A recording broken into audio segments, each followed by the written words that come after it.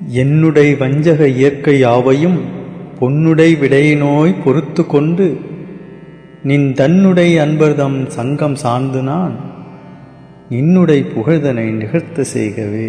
வணக்கம். அருட்பெருஞ்சோதி அருட்பெருஞ்சோதி தனிப்பெருங்கருணை அருட்பெருஞ்சோதி. எல்லா உயிர்களும் இன்புற்று வாழ்க, கொல்லா விரதம் குவலயமெல்லாம் ஓங்குக, நல்லோர் நினைத்த நலம் பெறுக, நன்று நினைத்து எல்லோரும் வாழ்கை செய்து. சுத்த சன்மார்க்க சங்கம் என்பது மனிதர்களுக்கானது மட்டும் என்று நாம் தவறாக நினைத்து கொண்டிருக்கின்றோம். ஆனால் உண்மை அப்படி இல்லை. எவ்வுயிரும் சுத்த சன்மார்க்கம் பெற்றிடுதல் வேண்டும் என்றும் எவ்வுயிரும் சன்மார்க்க சங்கம் தன்னை அடைய செய்வேன் என்றும் பாடுகின்றார் வல்லற்பெருமான். அடிகேல் நான் வேண்டுதல் கேட்டு அருள் புரிதல் வேண்டும், அண்டமெல்லாம் பிண்டமெல்லாம் கண்டுகொள்ளல் வேண்டும், துடிசேர் எவ்வுலகமும் எத்தேவரும் எவ்வுயிரும் சுத்த சிவ சன்மார்க்கம் பெற்றிடுதல் வேண்டும் என்று பாடுகின்றார் வல்லற்பெருமான். இறைவா, எல்லா அண்டங்களையும் எல்லா பிண்டங்களையும் நான் காண வேண்டும். அந்த அண்டங்களில் உள்ள எல்லா உலகமும் எல்லா தேவரும் எல்லா உயிரும் சுத்த சன்மார்க்கம் பெற்று உய்வடைய வேண்டும் என்று வேண்டுகின்றார் வல்லற்பெருமான். வல்லற்பெருமான் வேண்டியவாறு இறைவன் அண்ட பிண்டங்கள் அத்தனையும் வல்லற்பெருமானுக்கு காட்டுகிறார். எவ்வுலகும் அண்டங்கள் எத்தனையும் நான் காண இவ்வுலகில் எந்தை எனக்களித்தான், எவ்வுயிரும் சன்மார்க்க சங்கம் தன்னை அடைய செய்வித்தே என் மார்க்கம் காண்பேன் இனி என்று பாடுகின்றார் வல்லற்பெருமான். இந்த உலகத்தில் இருந்து கொண்டே எல்லா உலகங்களையும் எல்லா அண்டங்களையும் காணுமாறு எனக்கு அருளளித்தான் என் தந்தையாகிய இறைவன். இனி அந்த அண்டங்கள் அத்தனையிலும் உள்ள எல்லா உயிரையும் சன்மார்க்க சங்கம் அடைய செய்து அந்த உயிர்களையெல்லாம் உய்வடைய செய்வதே என் வழியாக காண்பேன் என்கின்றார் வல்லற்பெருமான். எல்லா உயிர்களும் சுத்த சன்மார்க்கம் அடைய செய்வேன் என்கின்றாரே வல்லற்பெருமான். இது எப்படி சாத்தியமாகும் என்று பலரும் நினைக்கலாம். இருளான மலமறுத்து இகப்பரம் கண்டே எல்லா உயிர்களும் இன்புற்று வாழ மருளான பற்பல மார்க்கங்கள் எல்லாம் வழித்துறை தெரியாமல் மண்மூடி போக தெருளான சுத்த சன்மார்க்கம் அது ஒன்றே சிறந்து விளங்க ஓர் சிற்சவை காட்டும் அருளான வீதியில் ஆட செய்தீரே அருட்பெருஞ்சோதி என் ஆண்டவர் நீரே என்று பாடுகின்றார் வல்லற்பெருமான். மற்ற மார்க்கங்கள் எல்லாம் எல்லா உயிர்களையும் இன்புற்று வாழ வைப்பதற்கு வழி தெரியாமல் மறைந்து போயின. சுத்த சன்மார்க்கம் ஒன்றே அந்த வழியை காட்டி சிறந்து விளங்கியது என்கின்றார் வல்லற்பெருமான். அப்படியென்றால் சுத்த சன்மார்க்கத்தை சேர்ந்த மற்ற ஜீவராசிகள் இருக்கிறதா என்றால் நிறைய இருக்கின்றது. உதாரணமாக ஒன்று சொல்கின்றேன். கேரளாவில் உள்ள அனந்த பத்மநாப கோவில் குளத்தில் வாழ்ந்த பவ்யா என்ற ஒரு முதலை குளத்தில் உள்ள மீன்களை துன்புறுத்தாமல், அந்த கோவிலுக்கு வரும் யாரையும் துன்புறுத்தாமல் அந்த கோவிலில் கொடுக்கப்படும் பிரசாதத்தை மட்டுமே உண்டு உயிர் வாழ்ந்து வந்தது. அந்த முதலை இப்பொழுது சமீபத்தில் தான் இறந்தது. அந்த முதலையை பற்றி தெரிந்து கொள்ள கீழே டிஸ்கிரிப்ஷனில் கொடுக்கப்பட்டுள்ள லிங்கை பயன்படுத்தி காணுங்கள். யாரையும் துன்புறுத்தாமல் வாழ்ந்த அந்த முதலை சன்மார்க்க சங்கம் சார்ந்தது. அது எப்படி? அது வைணவ கோவிலில் இருந்த முதலை. அது வைணவ கோவில் பிரசாதத்தை உண்டு வாழ்ந்தது. அது எப்படி சன்மார்க்க சங்கம் சார்ந்தது என்று பலரும் நினைக்கலாம். வல்லற்பெருமான் கூறுகின்றார், தயவுடையவர்கள் எல்லாம் சன்மார்க்க சங்கம் சார்ந்தவர்களே. ஒருவர் எந்த வழிபாட்டு முறையை வேண்டுமானாலும் பின்பற்றலாம், எந்த மொழி வேண்டுமானாலும் பேசலாம், எந்த நாட்டை சேர்ந்தவராக வேண்டுமானாலும் இருக்கலாம், எந்த ஜாதி மத சமயத்தை சேர்ந்தவராக வேண்டுமானாலும் இருக்கலாம்.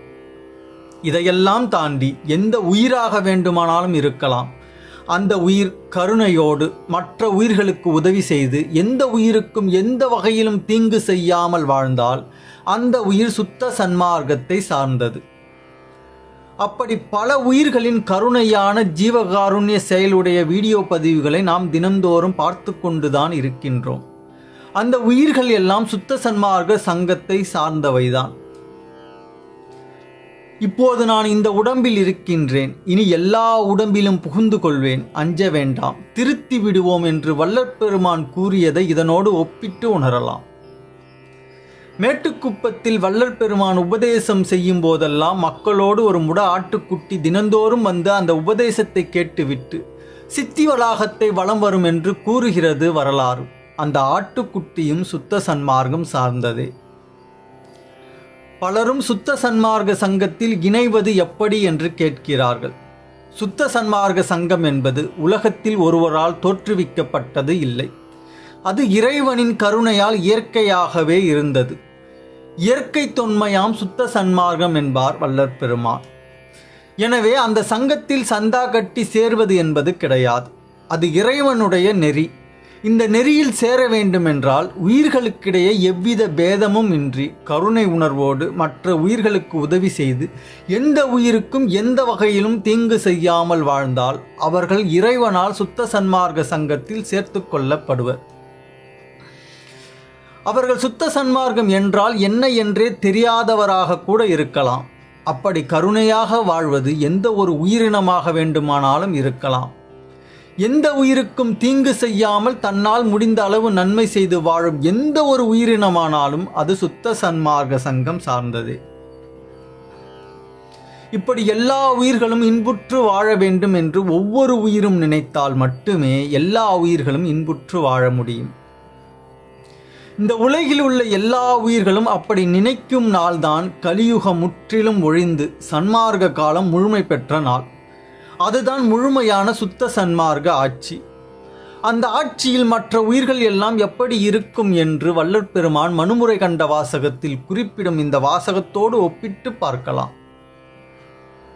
உலகமெங்கும் புலியும் பசுவும் கூடிப்போய் ஒரு துறையில் நீர் குடித்து உலாவியும், சிங்கமும் யானையும் சேர்ந்து திரிந்தும், பருந்தும் கிளியும் பழகி மகிழ்ந்தும், கூகையும் காகமும் கூடி பறந்தும், பூனையும் எலியும் பொருந்தி இருந்தும், இந்தபடி மற்றுள்ள விரோதமாகிய எல்லா உயிர்களும் ஒன்றுக்கொன்று விரோதமில்லாமல் நட்பாய் வாழும் என்று மனுமுறை கண்ட வாசகத்தில் குறிப்பிடுகின்றார் வள்ளற்பெருமான்.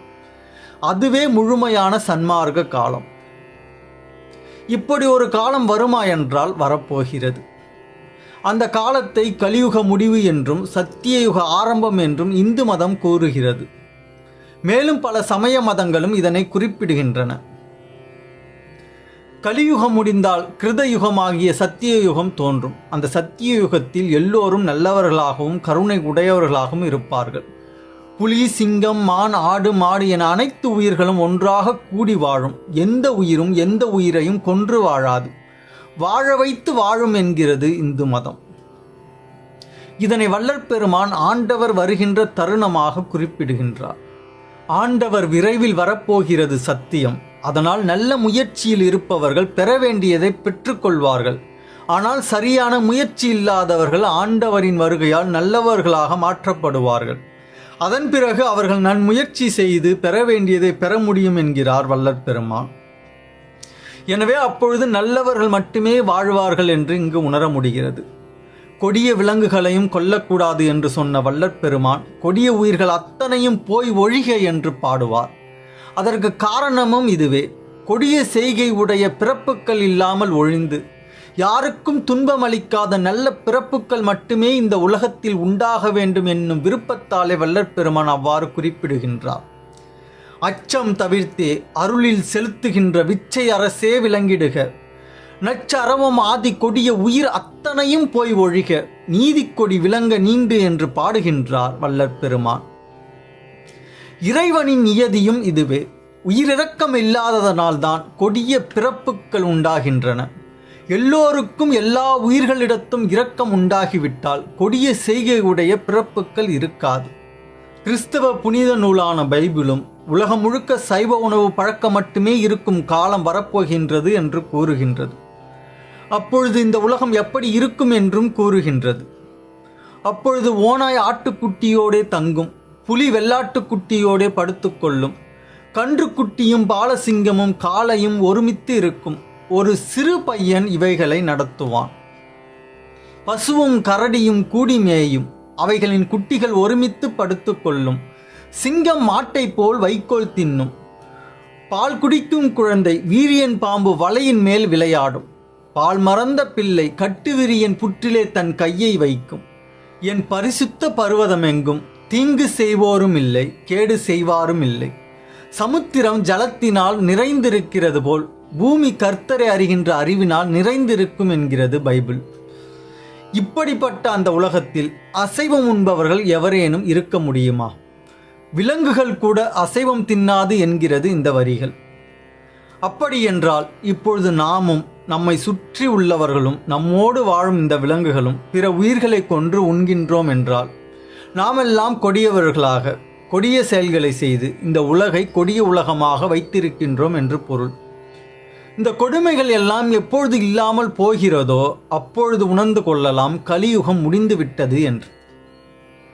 சரி, வள்ளற்பெருமான் கூறும் இந்த சுத்த சன்மார்க்க சங்கத்திற்கும் சைவம், வைணவம், கிறிஸ்தவம், இஸ்லாமியம், பௌத்தம், சமணம் போன்ற சமயங்களுக்கும் என்ன தொடர்பு? உலகில் தோன்றிய முதல் கடவுள் வழிபாட்டு முறை எது? முதல் வழிபாட்டு இடம் எது? தமிழகத்தில் பல கோவில்கள் இருக்க வள்ளற்பெருமான் சிதம்பரம் கோவிலை புதுப்பிக்க எண்ணியது ஏன்? தான் அமைத்த சத்தியஞான சபைக்கு உத்தரஞான சிதம்பரம் என்று பெயர் வைத்தது ஏன்? நடராஜர் உருவச்சிலையின் விளக்கம் என்ன?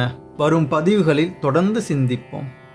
நமது சேனலின் ஒவ்வொரு பதிவும் மற்ற பதிவுகளோடு தொடர்புடையவை ஆதலால் நேரம் கிடைக்கும் பொழுதெல்லாம் நமது சேனலில் உள்ள மற்ற பதிவுகளையும் பார்த்து பயன்பெறுங்கள்.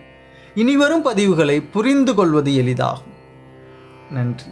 பொய்யாத மொழியும் மயல் செய்யாத செயலும் வீண் போகாத நாளும் விடயம் புரியாத மனமும் உட்பிரியாத சாந்தமும் புந்தி தளராத நிலையும் எய்யாத வாழ்வும் வேறெண்ணாத நிறைவும் நினை என்றும் மறவாத நெறியும் இரவாத தகவும் மேற்பிறவாத கதியும் இவ் ஏழையர்க்கு அருள் செய்.